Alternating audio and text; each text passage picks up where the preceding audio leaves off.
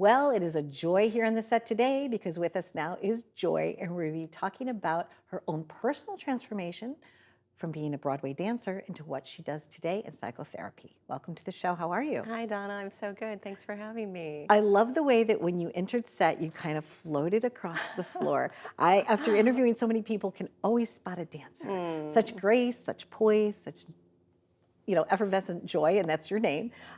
Tell us about your journey, because at one point, as we talked about backstage, being a dancer is difficult. Yes, exactly. By my mid-20s, I had actually landed a job on Broadway as a dancer, which, of course, for a dancer is kind of the height of anyone's career. So, and I'd also grown up on a farm in Canada. So, how I made it from a farm in Canada to a Broadway stage by my mid-20s was kind of a miracle. And yeah, by all measures, I should have been very excited, very happy. I was living quite a glamorous life at that time. But secretly and inwardly, I was really struggling with depression and anxiety. And at that time, it was very challenging because I didn't feel like I had a right. Why am I not doing well? Why am I not happy? What's wrong with me? And there was this one night after a show where I was sitting in a diner by myself. I was feeling really bad about myself. I don't know why. I was isolated and lonely. And I just started doodling my name on a napkin. And actually, my parents named me Jody, Jody.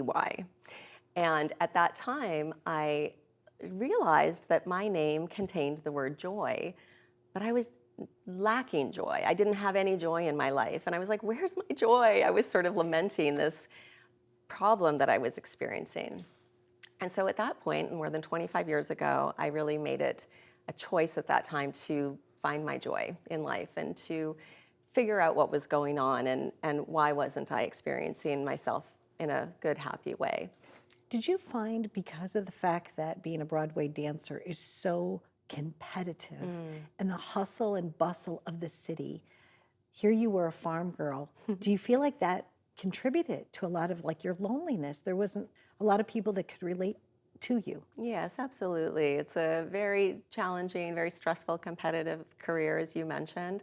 And I was new to the city. I hadn't, grew up here, and I wasn't connected to a lot of people. So absolutely. And I would also say that, as often it does with different kinds of mental health issues, I think it ran in my family. So I had, I think, some depression in my parents and grandparents, and of course that can get passed down, and we repeat the patterns oftentimes. So I think some of that was going on as well. Did you go back to school then? How did you become a psychotherapist? Yes, What I was that did. journey I from that to did. that? Exactly. So about 10 years after that, so it wasn't until my mid-30s, I decided it was time to hang up my dancing shoes and go back to school. I'd had my first child at that point. And so I did decide to go back to school to study and train to become a therapist. And what happened was, in my first year of grad school, I also happened to meet and start working with a Peruvian shaman who worked with plant medicines. And I would say the combination of training to be a therapist and then working with this shaman really took my own personal healing and understanding of mental health and wellness to the next level.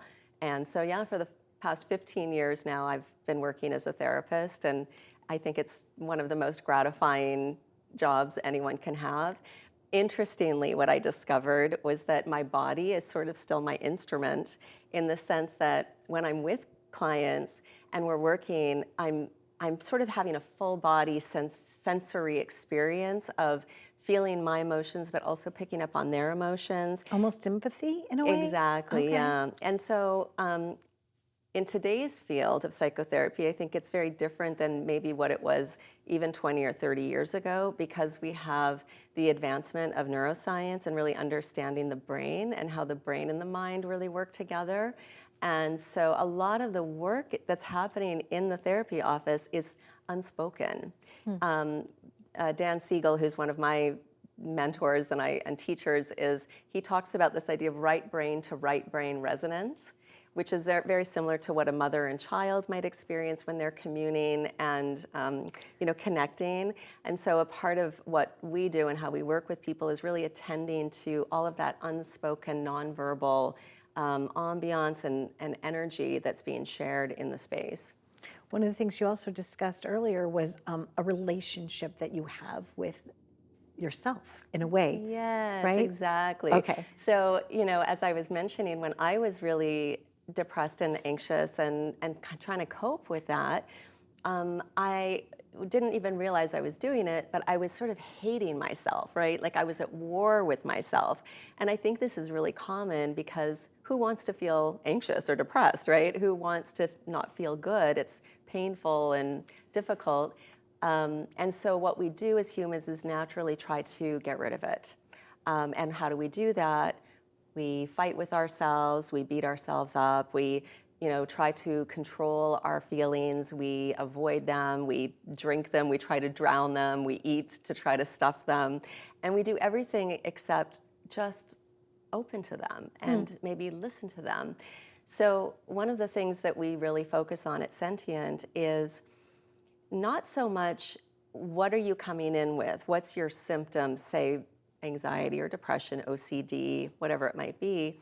How do you relate to that feeling? How do you feel about the feeling? And usually the answer is, oh, I hate it. I want to get rid of this. I don't want it, which again makes perfect sense. So what we do is called a paradoxical approach.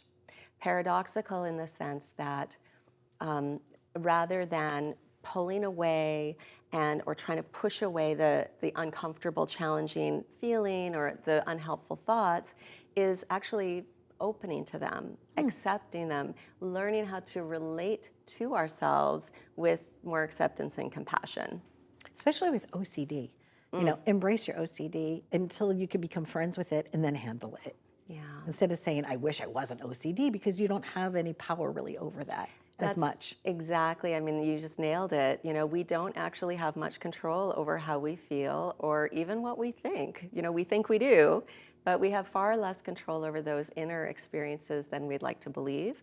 We have a lot of control over our behavior. Correct. And So- going forward and how we're going to Exactly. maybe just pack it up in a little suitcase. Exactly. Exactly. I appreciate you being here. So Sentient, it's a really great name for your Thank you. practice. Joy, I love the fact that you were empowering of your own self and you just dropped the D, no need for it. That's right, And exactly. get rid of depression, get rid of the D, and on with the joy. Well, what's interesting about that is I always say you can't actually have joy without the D, and Yes. D is depression and darkness and the things that are really challenging in life. We need to also embrace those as part of being human, and when we can open to all of our experiences, both the easy ones and the ones that are maybe more challenging, then we, I think, can dwell in a place that's more full of joy. I love that you're creating a safe space for all of the people that work with you. I truly do, because that's kind of what they need. They just need that Yeah, support. Thank you for being exactly. here. If you are suffering from anything or challenged by anything whatsoever and you need a little support, please reach out to Joy. Go get some help locally in your own community. And if you feel like you want to learn how to be a psychotherapist, maybe going back to school is something you would like to do for you. Be well.